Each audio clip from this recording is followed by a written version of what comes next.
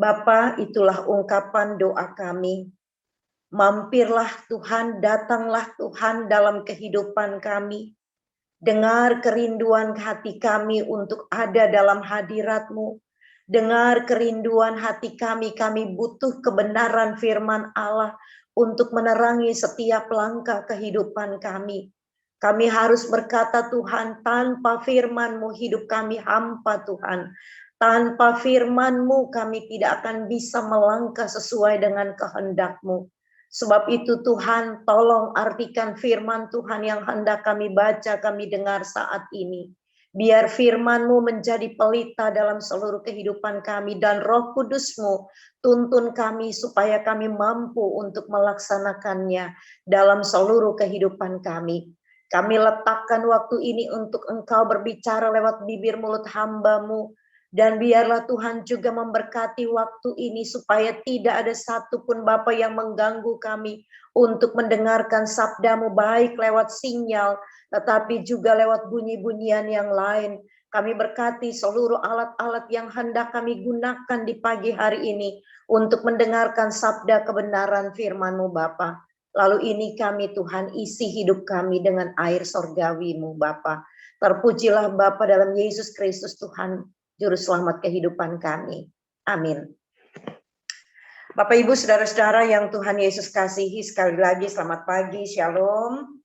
Mari kita mendengarkan firman Tuhan dari Filipi pasal 1 ayat 21 dan 22.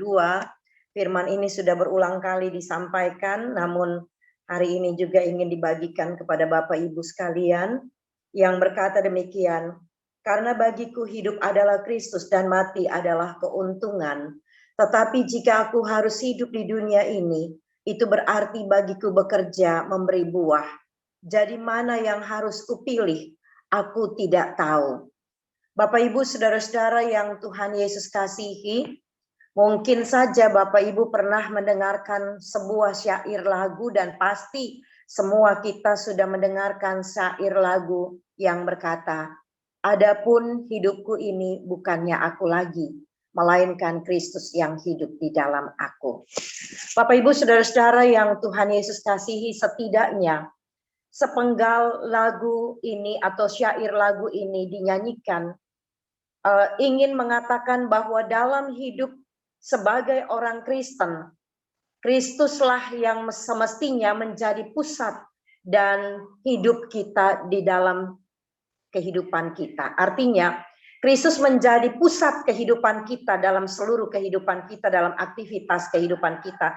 Kita harus menjadikan Kristus sebagai pusat dalam kehidupan kita. Bapak Ibu Saudara-saudara yang Tuhan Yesus kasihi, itu berarti bahwa selama orang Kristen hidup di dunia ini, kehidupan kekristenan mereka harus menampakkan Kristus lewat kata, lewat perbuatan, dan lain-lain sebagainya. Selain itu, menjadi orang Kristen, Bapak Ibu Saudara-saudara yang Tuhan Yesus kasihi, tidak boleh takut pada kematian. Selain itu, sekali lagi kita tidak boleh takut pada kematian. Itu yang dimaknai oleh Rasul Paulus. Dia menyatakan bahwa hidup adalah Kristus, mati adalah keuntungan. Jadi kalau kita sudah melakukan apa yang Tuhan kehendaki dalam kehidupan kita, kita tidak akan perlu takut untuk mati. Karena kita selama di dunia ini kita telah melakukan apa yang Tuhan kehendaki. Dan ketika Tuhan memanggil pada waktu siang ataupun malam ataupun kapan saja, kita telah siap. Kita tidak akan bilang bahwa Tuhan jangan saya mati dulu. Ya. Karena hidup kita sudah memberikan buah. Karena hidup kita sudah menjadi berkat. Karena hidup kita telah melakukan kebenaran firman Allah. Dan kita mesti meyakini bagi setiap orang yang ketika dipanggil oleh Tuhan mati, pulang ke pangkuan Bapa. Kalau kita sudah melakukan segala sesuatu, maka kita akan menerima upah, yaitu hidup dalam kerajaan sorga. Bapak Ibu Saudara-saudara yang Tuhan Yesus kasihi, ya, Paulus memaknai hidupnya adalah Kristus, sehingga sepanjang hidupnya setelah mengalami pertobatan, Kristus menjadi fokus dalam kehidupannya. Dan Bapak Ibu Saudara-saudara yang Tuhan Yesus kasihi, kalau Rasul Paulus telah menjadikan Yesus sebagai pusat, atau Rasul Paulus telah menjadikan Kristus itu sebagai fokus dalam hidupnya. Nah, bagaimana dengan kita? Yang dikatakan bahwa kita juga adalah rasul-rasul Allah. Sudahkah hidup kita berpusat pada Dia? Sudahkah hidup kita melekat pada Dia? Kalau kita katakan bahwa kita telah bertobat, hidup kita telah berpusat di dalam Dia. Tetapi kelakuan kita, sikap hidup kita tidak menampakkan buah-buah roh, tidak menampakkan sikap pertobatan, maka percuma yang namanya kita katakan kita orang bertobat. Ya. Jadi kalau memang benar kita adalah anak-anak Allah yang sudah hidup dalam sebuah pertobatan, mari kita tunjukkan sikap dalam tutur kata kita, dalam perbuatan kita, dalam tindakan kita sehari-hari. Ya. Bapak Ibu Saudara-saudara yang Tuhan Yesus kasihi, kita selalu mengatakan kita adalah orang-orang yang sudah bertobat. Hidup kita sudah ditebus oleh Yesus Kristus. Kita sudah dibaharui oleh Yesus Kristus. Tapi kenapa hidup kita masih saja suka usil dengan orang lain? Ya, masih saja suka usil dengan orang lain. Kalau kita melihat kelebihan orang lain, terkadang kita mulai mencari tahu kenapa dia bisa berhasil, kenapa dia bisa menjadi kaya, kenapa dia bisa sukses. Kadang itu yang menjadi usil kita. Oh, mungkin dia begini dan dia begitu. Apalagi kalau orang itu dulu sikapnya tidak baik dengan kita. Terkadang kita menilai mereka dengan yang salah. Semestinya sebagai orang yang bertobat, kita mesti mensyukuri mereka. Kalau mereka sudah berhasil, kalau mereka sudah menjadi orang sukses, kalau mereka sudah menjadi orang yang kaya atau punya kedudukan-kedudukan. Ya. Jadi kita mesti mensyukuri, karena dengan mensyukuri itu, kita tidak akan usil dengan mereka. Kita tidak perlu cari tahu kenapa mereka bisa berhasil, kenapa mereka bisa begini dan begitu. Ya. Memang pada posisi-posisi yang tertentu, kalau kita mencari tahu ada positifnya, tetapi lebih banyak negatifnya dalam hidup kita. Ya. Sebagai orang-orang yang sudah ditebus oleh Allah, hal itu tidak boleh harus terjadi dalam kehidupan kita. Ya. Bapak Ibu Saudara-saudara yang Tuhan Yesus kasihi, sebab kita adalah gembala. Ya. Kita orang-orang yang sudah ditebus oleh Allah, kita adalah seorang gembala. Ya. Nah, bagaimana sikap seorang gembala? Sikap seorang gembala yang harus bisa mengembalakan supaya orang lain bisa menjadi bertobat. Bapak Ibu Saudara-saudara yang Tuhan Yesus kasihi, kalau kita membaca Mazmur 23 ayat 1 sampai 6, itu jelas ada sikap-sikap tugas atau seorang gembala. Ya. Tugas seorang gembala, dia harus bisa membimbing domba-dombanya, dia harus bisa mengenal karakter dombanya. Ya. Demikian juga dia bisa mengetahui kebutuhan dombanya, dia bisa menyediakan kebutuhan apa yang dibutuhkan oleh dombanya. Dia bisa melayani domba-dombanya yang membutuhkan saat mereka lapar, saat mereka haus, saat mereka hujan, saat mereka panas. Ya. Mungkin saja kita tidak bisa memberikan yang namanya materi, tetapi soal makanan rohani itu yang paling penting supaya mereka bisa bertindak untuk mencari sesuap nasi dalam kehidupan mereka. Ya. Kita sama diberikan talenta untuk menjadi seorang gembala. Kita tidak hanya bisa memberikan makanan secara jasmani setiap saat. Ya, syukur kalau kita punya kelebihan berkat. Lalu kita bisa memberikan mereka makan, bisa memberikan mereka segala sesuatu. Tapi pada akhirnya juga sisi kemanusiaan itu akan ada. Dan mereka akan merasa bosan, ataupun kita akan merasa bosan untuk selalu memberikan bantuan. Tetapi ketika kita memberikan makanan rohani dalam seluruh kehidupan kita, mereka tidak akan bosan. Ya. Sebab itu, Bapak Ibu Saudara-saudara yang Tuhan Yesus kasihi, apapun yang dipikirkan oleh Paulus dikatakan dan dilakukan selalu berpusat pada Kristus sebagai seorang gembala. Sebab Paulus meyakini bahwa ketika dalam hidupnya selalu berfokus pada Kristus, ia yakin bahwa kematian itu akan menjadi sebuah keuntungan baginya. Nah, Bapak Ibu Saudara-saudara yang Tuhan Yesus kasihi, ya, kematian menjadi sesuatu keuntungan bagi Paulus karena Paulus telah melakukan sekali lagi segala apa yang difirmankan oleh Allah. Nah, Bapak Ibu Saudara-saudara yang Tuhan Yesus kasih, hal ini sangat penting ya diingatkan kepada kita, yakni selama menjalani hidup itu sebagai orang Kristen haruslah mengerjakan pekerjaan yang memberikan buah. Sekali lagi, selama kita hidup sebagai orang Kristen, kita harus bisa bekerja memberikan buah. Buah itu bukan hanya sebuah kekayaan, kedudukan, jabatan, tetapi buah itu adalah bagaimana bisa menyelamatkan jiwa-jiwa yang Allah percayakan ada di sekitar kita. Itu yang tadi dikatakan, tugas kita sebagai seorang gembala harus bisa memberikan buah dan bisa memperhatikan segala kebutuhan hidup dari orang yang digembalakannya. Kita mengerti karakter hidup para domba yang perlu dibimbing dan dibaharui.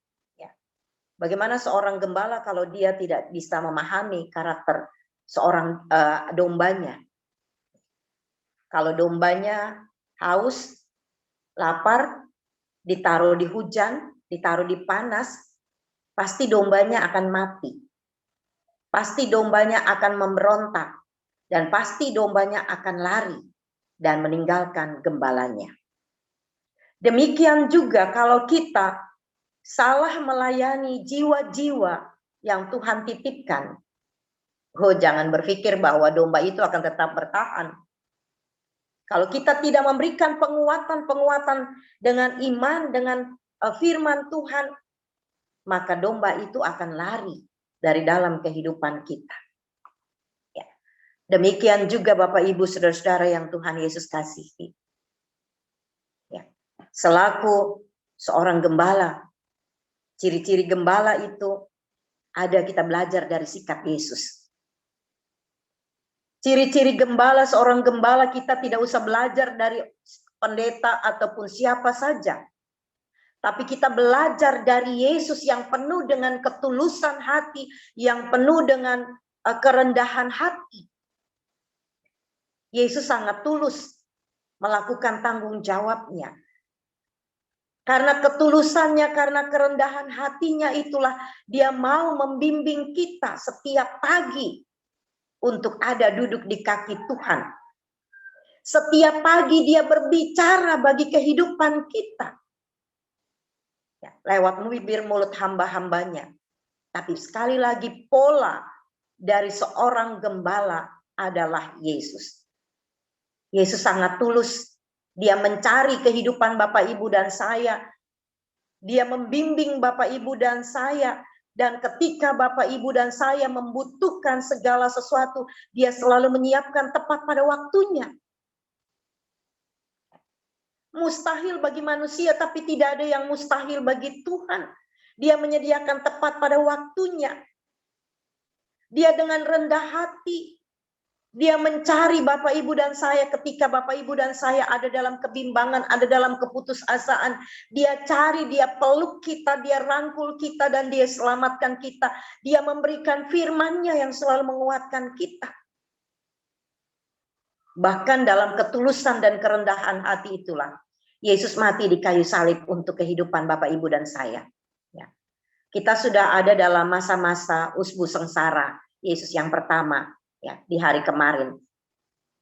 Dan sebab itulah kita diajar untuk mengingat bagaimana Yesus itu telah berkorban bagi kehidupan kita. Lalu kalau Yesus sudah berkorban bagi kehidupan kita, apa yang kita lakukan buat Yesus? Tidak akan ada yang bisa kita lakukan. Hanya menyerahkan hidup ini sungguh kepada Dia. Supaya kita bisa menjadi gembala, supaya kita bisa menjadi berkat, supaya kita bisa memberikan buah dalam kehidupan keluarga kita masing-masing. Dan akhirnya Bapak Ibu, Di dalam ayatnya yang ke-23, dalam ayat 22 bagian terakhir dia katakan, jadi mana yang harus kupilih? Aku tidak tahu. Paulus tidak tahu apa yang harus dia pilih. Sebenarnya dia katakan demikian karena dia menantang seluruh orang percaya. Mau pilih menjadi seorang yang memberikan buah atau menghasilkan buah dalam kehidupan dengan melakukan kebenaran firman Tuhan, ataukah mau mengikuti jalan dunia ini. Dan keputusan itu bukan hanya ada di Paulus, tetapi keputusan itu pun ada di kita. Orang percaya ada dalam persekutuan The Power of Love ini. Keputusannya mau yang mana? Mau hidup di dalam Tuhan ataukah kita di luar Tuhan yang tidak memberikan buah sama sekali? Apakah kita mau menjadi gembala yang setia ataukah tidak? Ataukah kita mau menjadi pengikut Kristus yang setia ataukah tidak?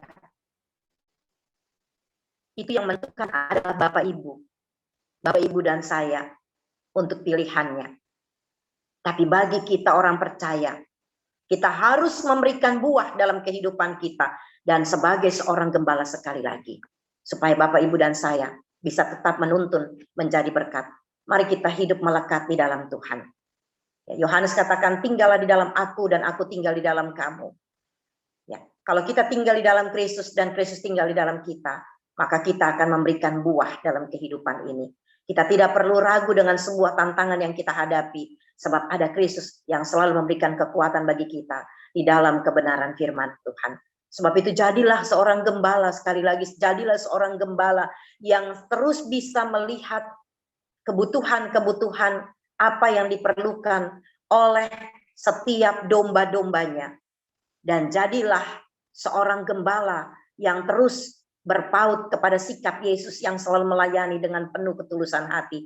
Jangan melihat kepada apa yang menjadi upah kita, sebab upah kita telah tersedia di sorga. Tuhan memberkati kita. Amin.